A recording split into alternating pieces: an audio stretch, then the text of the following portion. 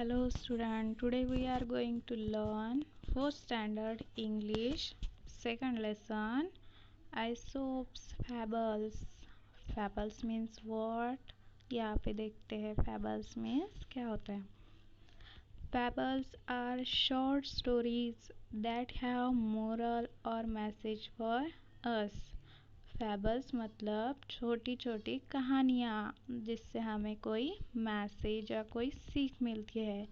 Something to learn and keep in mind as we grow up. जैसे जैसे हम बढ़ते हैं हमें वो याद रखकर हम उससे कुछ सीख सकते हैं या अपनी लाइफ में उसे यूज़ कर सकते हैं. ऐसी सीख हमें उस स्टोरी से मिलती है.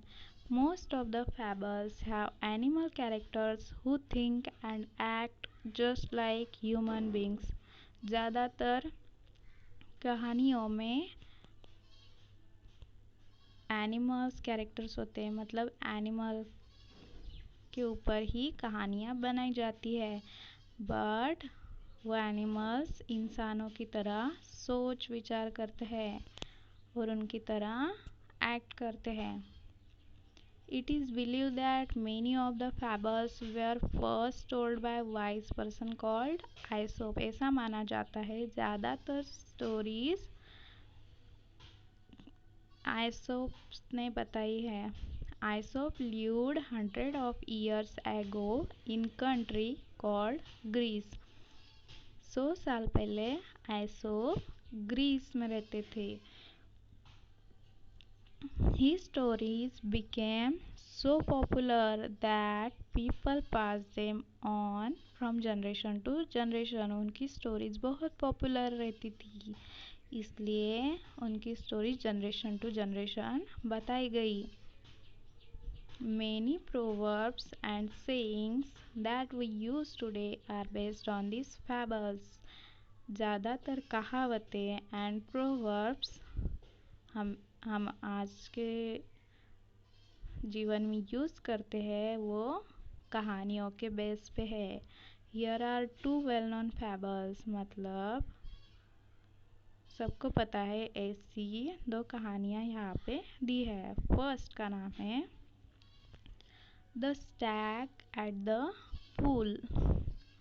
One day a beautiful stag came to pool of clear water.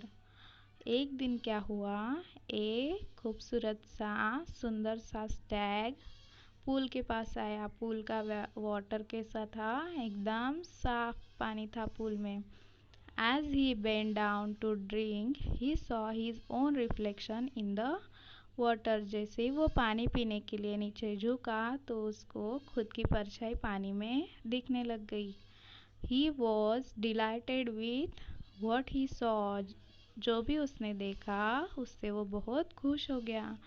Instead of drinking water, he kept looking at his own reflection. पानी पीने की बजाय वो खुद की परछाई को ही देखते रह गया. How handsome I look, he said to himself. उसने खुद को ही कहा कि मैं कितना हैंडसम दिखता हूँ. How beautiful are these curving antlers. Curving मतलब टेढ़े मेढ़े, antlers means सींग. कितने सुंदर है मेरे ये curving antlers. How they add to my beauty. How graceful they look. उससे मैं कितना ब्यूटीफुल दिख रहा हूँ. How graceful they look. कितने प्यारे दिखते हैं ये. Then he moved nearer and saw his legs reflected in the pool. और वो पूल के और पास गया और उसके पैर की परछाई उसको पूल में नजर आई. He was quite disgusted. Disgusted मतलब इरिटेट होना, अपसेट होना, दुखी होना. वो थोड़ा सा अपसेट हो गया. Look at my legs. उसने क्या बोला, ये है मेरे पैर. अगर एक आधी चीज़ आपको पसंद नहीं आए तो आपका रिएक्शन कैसा आता है, वैसा ही उसका रिएक्शन था. They are so ugly. कितने गंदे हैं. All spindly with small feet. पतले पतले से हैं एंड नीचे छोटे से पैर है. How I wish that nature had given me legs worthy of my stately enters. काश कुदरत ने मुझे अच्छे से पैर दिए होते जो कि मेरे एंटलर्स को सूट करते। देखो यहाँ पे स्टैग है, उसके एंटलर्स देखो कैसे है, टेढ़े मेढ़े है ना, तो उसको उस पे बहुत प्राउड था। और उसके पैर कैसे दिख रहे हैं, पतले पतले छोटे से नीचे पाँव है, वो उसको बिल्कुल भी पसंद नहीं आते थे। आगे देखो, as he was brooding in this way the stag heard an arrow going swish across the pool। ऐसे वो सोच रहा था तभी वहाँ से एक एरो मतलब बाण वहाँ से पुल के पास से गया। एट द सेम टाइम ही pick up the scent of the hunters. तभी उसको शिकारियों की वहाँ आने की गंध आई। With a quick turn he bounded away. थोड़ा सा उसने टर्न लिया वहाँ से और वो वहाँ से भाग गया। His legs carried him swiftly into the forest. उसके पैरों ने उसे जल्दी से फॉरेस्ट में जाने में मदद की। The hunters were hot on his trail but they were no match for his speed. Hunters भी जाने की कोशिश कर रहे थे स्टैग के पास, लेकिन उनकी स्पीड स्टैग से मैच नहीं कर पा रही थी। Soon the stag left the hunters far behind। जल्द ही स्टैग ने हंटर्स को बहुत ही पीछे छोड़ दिया। Safe and out of the hunters' reach, the stag slowed down। एक आधे सुरक्षित, सेफ मतलब सुरक्षित, एंड शिकारियों से दूर जब स्टैग पहुंचा तब उसने अपनी स्पीड स्लो कर दी। Suddenly without realizing it he walked into a thicket। अचानक से बिना सोचे समझे वो झाड़ी में पहुंच गया जहाँ पे घने झाड़ थे। थिकेट मतलब झाड़, बहुत सारे झाड़।